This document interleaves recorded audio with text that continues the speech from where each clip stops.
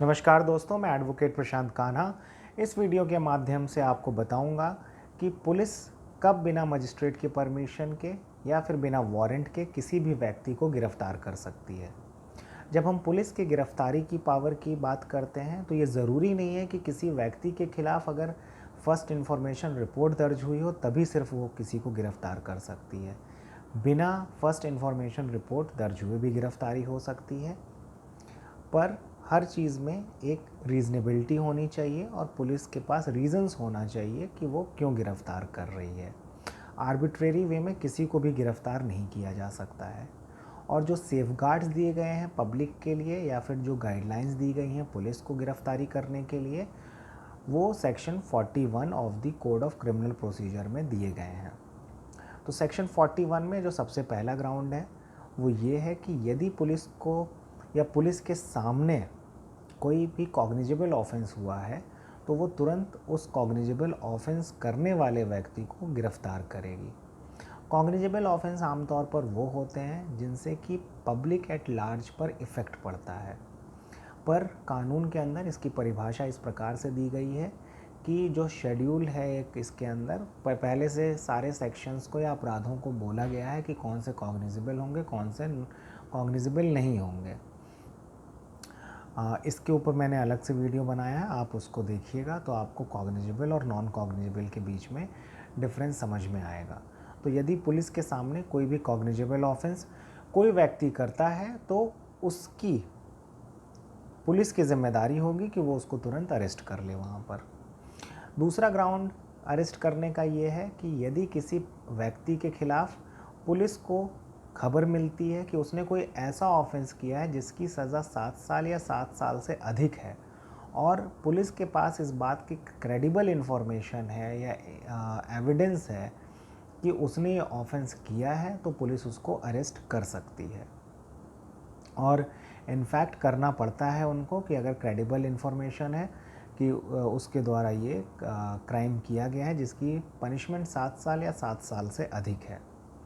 तीसरा जो ग्राउंड है अरेस्ट करने का वो ये है कि यदि कोई व्यक्ति if he has been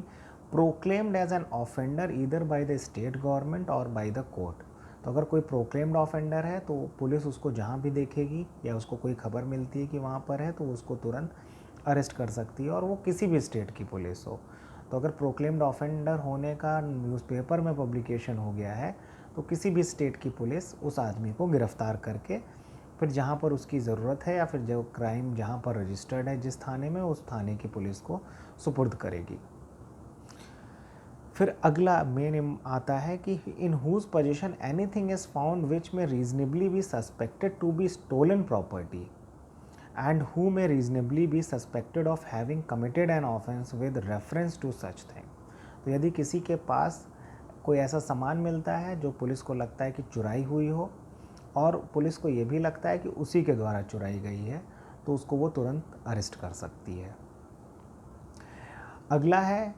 a person who obstructs a police officer while in the execution of his duty or who has escaped or attempts to escape from lawful custody. Police किसी को गिरफ्तार करने गई है, समन सर्व करने गई है, किसी से पूछताछ करने के लिए गई है और आप उसके रिश्तेदार हैं,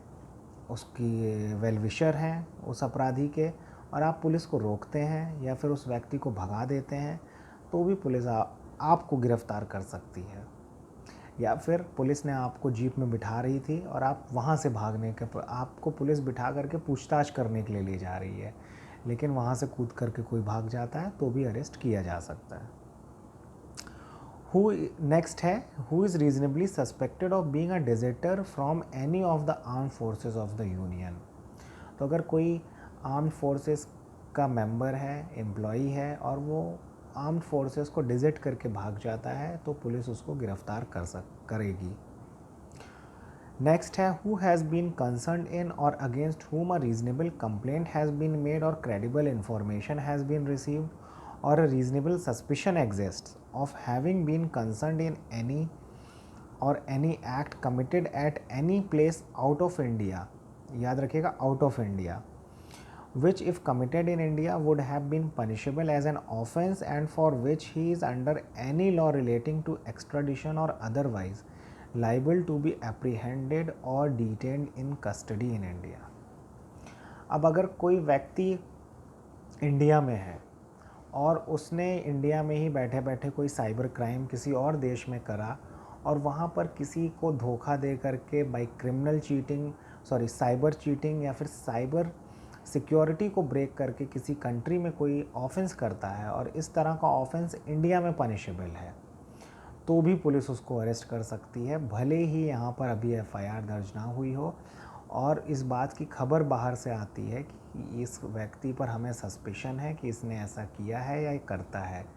लेटेस्ट से हैकर्स या फिर जो साइबर फिशिंग करते हैं, तो पुलिस एफआईआर करके या बिना एफआईआर किए भी अरेस्ट कर सकती है अगर उसको खबर मिलती है तो। नेक्स्ट है who being a released convict commits a breach of any of the rule made under subsection 5 of section 356। तो अगर किसी कन्विक्ट को पेरोल पे रिलीज़ किया गया है और कुछ शर्तें रखी गई हैं और वो उनका ब्रीच करता है तो तुरंत उसको पुलिस पकड़ के जेल में वापस डालेगी। तो सेक्शन 41 में जो लास्ट राइट दिया है या फिर जो लास्ट पावर है पुलिस के पास अरेस्ट करने की, वो उन सर्कमस्टांसेस में है कि जहाँ पर किसी पुलिस स्टेशन के पास किसी दूसरे पुलिस स्टेशन से इस बात की रिक्वेजिशन आई हो कि आपके एरिया में एक ऐसा व्यक्ति है जिसको हमें अरेस्ट करना है and they have the permission for that from the court. उसके खिलाफ जो है कॉग्निजेबल ऑफेंस उसके द्वारा किया गया है और वो किसी दूसरे पुलिस स्टेशन की परिधि में रहता है, तो ऐसे सर्कमस्टांस में भी लोकल पुलिस स्टेशन की पुलिस उसको अरेस्ट करके और कंसर्न पुलिस को दे सकती है। अब जो भी अरेस्ट की पावर्स हैं पुलिस के पास वो section 41 of the code of criminal procedure में दी गई हैं, जिसको अभी हमने ब्रीफ में डिस्कस किया। So this is all with respect to the power of police to arrest without the permission of magistrate and without warrant. Thank you so much. Please do like the video and subscribe to our channel.